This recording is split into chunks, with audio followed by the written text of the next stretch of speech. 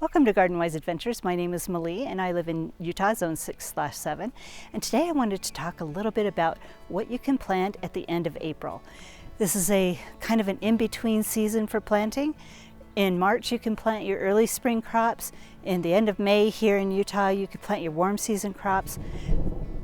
Oh, we've got a little bit of thunder. Maybe you heard that. It's about ready to rain, so we're going to have to hurry with this. But at the end of April, there are things you can plant, and I'm just going to plant a few of them today.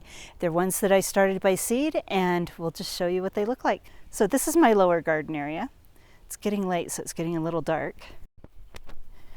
We've got some radishes in here that are coming up. Let's show you the rest of what's planted already, and then we'll show you what we can plant right now.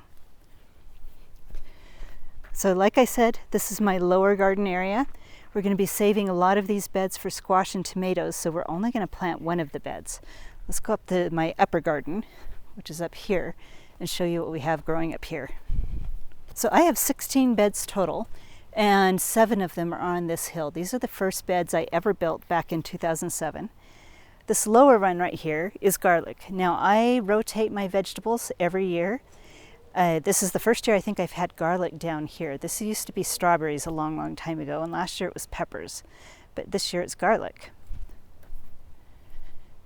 This bed has some turnips and some broccoli.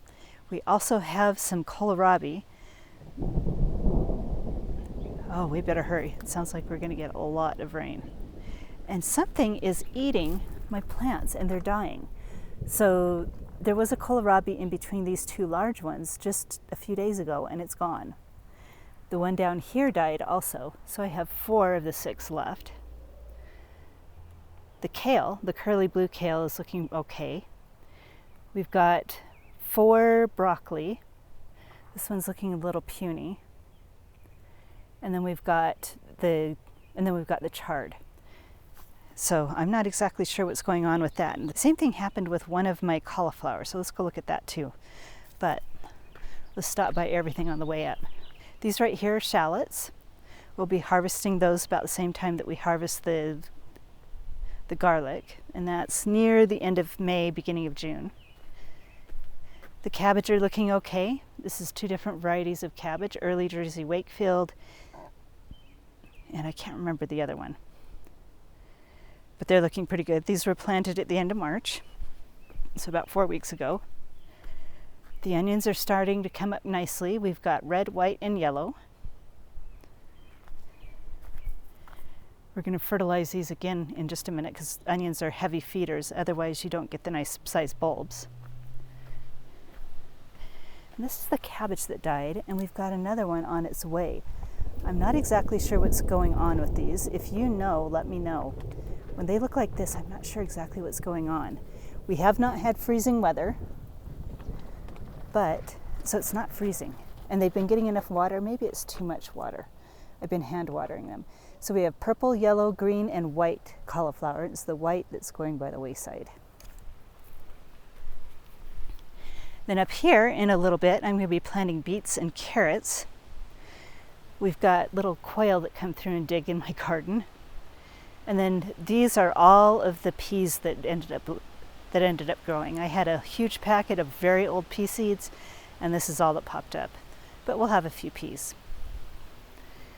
These right here are from a vine that I just can't seem to get rid of. This is a Chinese mountain yam, Dioscorata batata or something like that.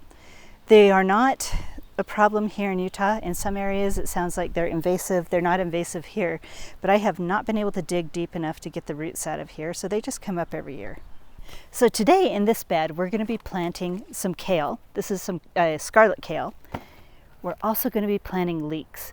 Now this is the first time I've grown leeks. These were grown by seed and they're looking gorgeous. So we've got to get these in the ground.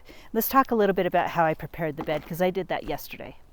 Now, I may need to finish this video tomorrow because it looks like my camera is going to die, but let's talk a little bit about how I prepared this bed.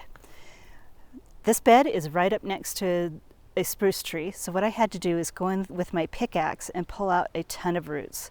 Then I added some peat moss, compost, and vermiculite, and mulched the whole thing with straw. Now in each one of my beds, I actually have an automatic irrigation system with 4 lines that are here, and I'll link a video up on how I did that. And then each one of my beds, I have a shut-off valve. And this one is right here, so I can shut off the irrigation to these beds if I would like. So I am going to need to finish this video tomorrow. I will see you tomorrow because the storm is starting to get a little heavier. We're going to get a downpour of rain here in just a little bit. And my battery is about to die. So we'll see you tomorrow when we're going to plant those plants. Well, we're back. It's a couple of days later. It is a little bit windy, but at least it's not stormy. We didn't get a ton of rain, but we did get a lot of lightning and thunder. So now that we've got a gorgeous day, let's get the plants planted. Now I'll link a video above that talks about how I amend my beds and how I put them together. But basically it's 1/3 compost, 1/3 vermiculite, and 1/3 peat moss. Mix those all together and add a little bit of organic fertilizer and they're pretty much good to go. Now I do fertilize these beds throughout the season. Not extremely often. Sometimes I think I need to fertilize them a little bit more than I do. But I'll use an organic fertilizer, especially like blood meal. Sometimes I'll use the Espoma Garden Tone. But that's already been added, so all I need to do is plant my plants. Let's show you how I do it. Now because I've already amended the soil, I'm not going to be adding any fertilizer to the planting bed. It's already there. But it looks like these are definitely ready to go. They're not too root bound, so we'll just stick them in. And instead of removing all of the mulch, I'm just going to plant into the mulch. The kale is going to be in the back section. We'll just move the mulch away, dig a hole, put it in there, and tuck it in.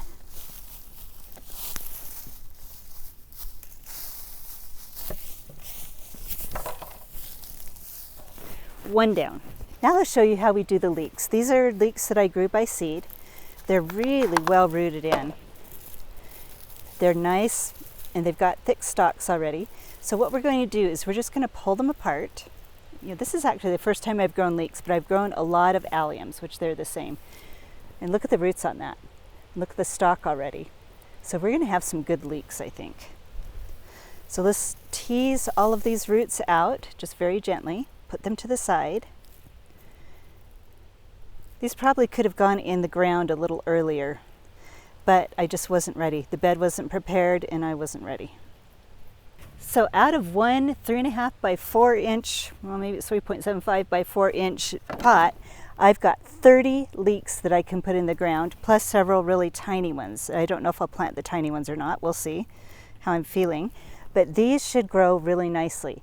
So I think I'm going to plant them about 2 inches apart, maybe 3, give them a little bit of room, and see how well they grow. And we're going to just plant them straight down the middle of the bed. Now when I plant them, I'm going to plant them up to where the white part ends. So you've got the roots, those are all going underground, and I'm going to plant, well actually I think I might plant these a little bit deeper. Let's plant these up to here. So we're going to move aside the mulch. I'm going to find my irrigation lines. I do have irrigation lines in here, and plant them along the irrigation lines.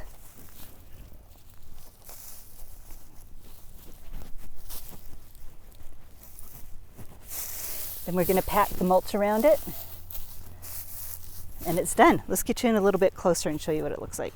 So what I'm going to do is choose a nice size leek. We've got the roots, we've got the white part. Let's plant it up to about there.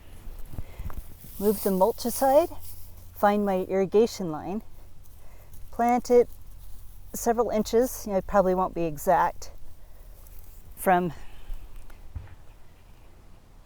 the other leek. Stick it in so the roots are hanging down, pack in the soil around it, and then pull the mulch over the top so it's nice and mulched. Those are kind of far apart, but we'll just keep putting them in until they're all done.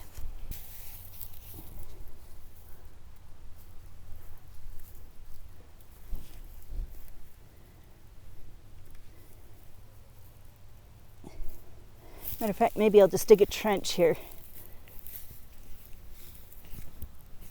and put them all in side by side.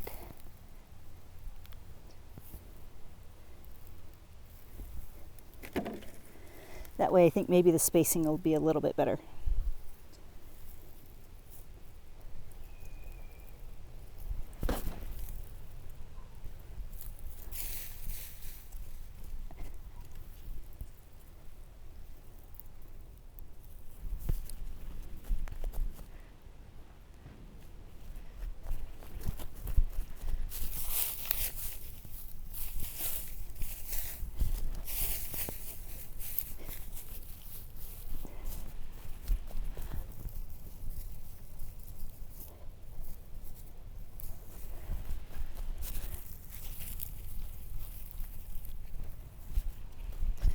the trench.